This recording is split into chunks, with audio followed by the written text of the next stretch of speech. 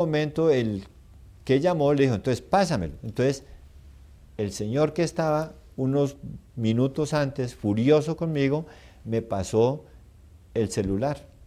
Entonces empecé a platicar con la persona que llamó y empecé a comentarle los detalles que estaban relacionados con lo que le tenía que decir a él. Y empecé a hablar tranquilamente, a comentarle sin necesidad de decírselo a él, se lo estaba diciendo a la otra persona que concordaba con eso. Hablé 2 minutos, máximo 3. Lo cierto es, le di las gracias al señor por pasarme el celular, se lo entregué y se quedó mirándome y me dice, ¿y usted por qué no me dijo eso que le dijo a la señora? Yo, pues porque usted no me prestó atención.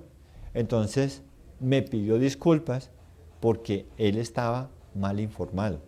Entonces observen ustedes de que muchas veces juzgamos equivocadamente las acciones de los demás porque no sabemos escuchar. Saber escuchar es permitirle a la conciencia ver la verdad de lo que nos están diciendo, sea esta buena o mala, porque nosotros no vinimos a juzgar las acciones buenas o malas de los demás, sino a comprender esas acciones. Cuando nosotros observamos con tranquilidad las reacciones de una persona y no respondemos con la misma moneda como dicen, entonces le damos una oportunidad a nuestra conciencia para crecer y a la conciencia de él también para reconocer su equivocación en el momento. Y en ese instante le habremos ayudado a su propio cambio. Otra de las cosas importantísimas en relación con el espejo es que cuando nosotros nos retiramos del espejo, la imagen que estaba formada en el espejo se desaparece. ¿Qué significa eso? Que cuando nosotros no cargamos en nuestra mente las cosas que nos pasaron o nos imaginamos cosas que no han llegado, mantenemos el espejo de nuestra mente sereno, en paz, en silencio.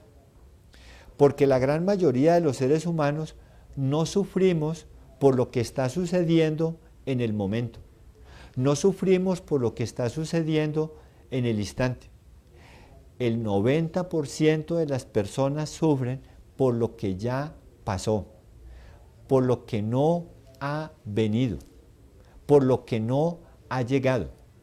Porque nosotros a veces nos imaginamos cómo ir a ser mañana de tan bueno o de tan triste que no voy a tener con qué comer, no voy a tener dónde vivir, no voy a encontrar quien me entierre, etc. Pero si el único momento que existe en la vida es este presente. Cuando nosotros pensamos en el pasado, pensamos en el futuro, estamos autoengañándonos a nosotros mismos. Porque el pasado ya pasó, el futuro no existe, lo único que existe es este instante. Si nosotros no traemos al recuerdo el pasado, entonces disfrutamos el momento. Si traemos el recuerdo del pasado, debe ser para reconocer en qué estábamos equivocados y poder modificar esa película. Y si algo grande se hizo en el pasado para el crecimiento, lo podemos traer para dar una enseñanza, para dar una instrucción, para dar una orientación, porque así como uno salió, puede ayudar a otros a salir. Otra de las enseñanzas que nos da el espejo es que cuando uno se observa en él, el espejo no se rompe en 1000 pedazos.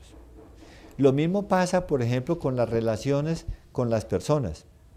Hay personas que las observamos y como llevamos en nuestro corazón resentimientos, odios, apatías, antipatías, venganzas, celos, recelos, violencias, furias, etc., tan pronto las vemos, nuestra mente se rompe en 1000 pedazos.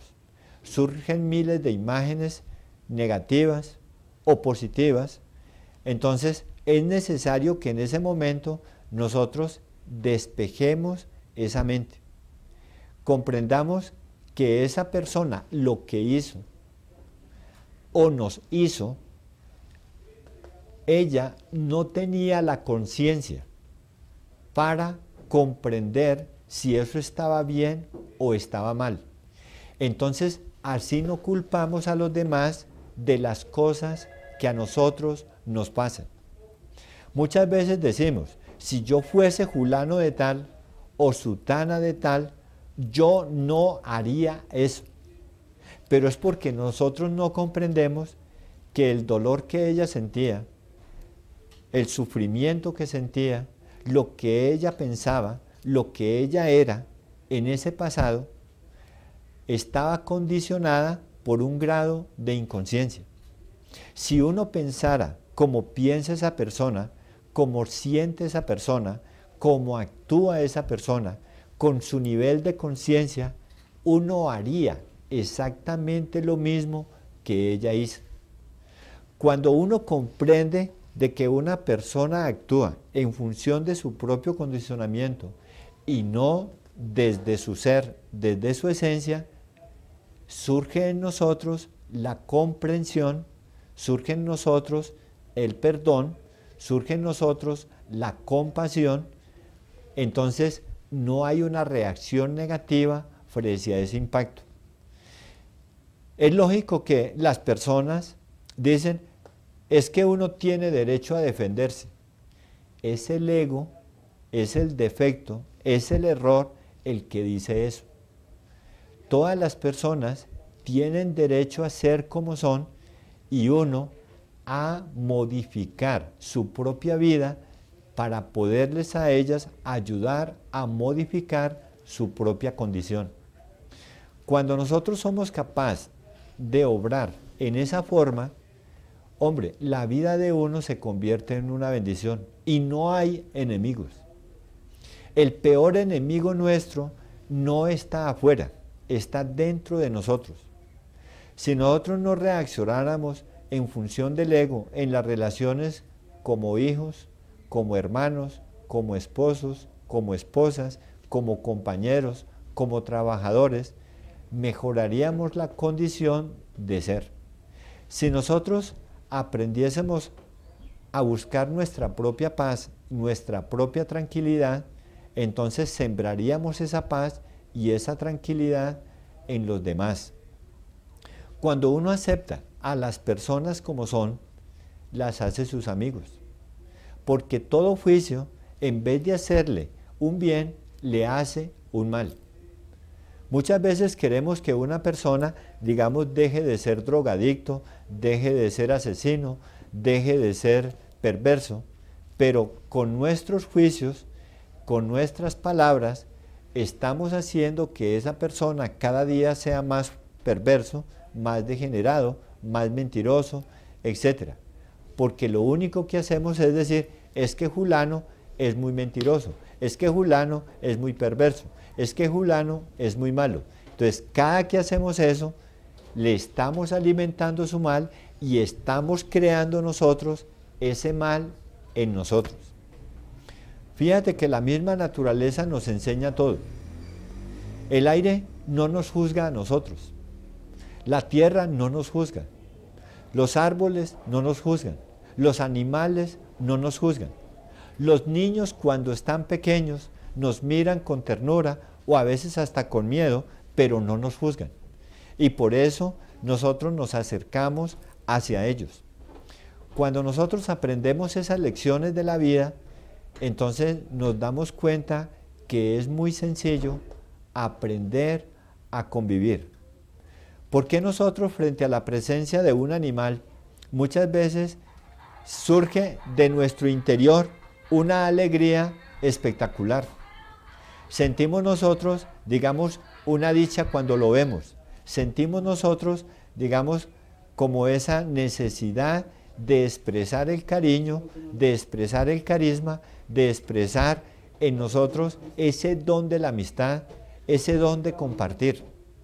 ¿Por qué? Porque ese animal no nos juzga, porque ese animal no nos condena, porque ese animal no nos critica, nos acepta como soy, nos acepta como somos.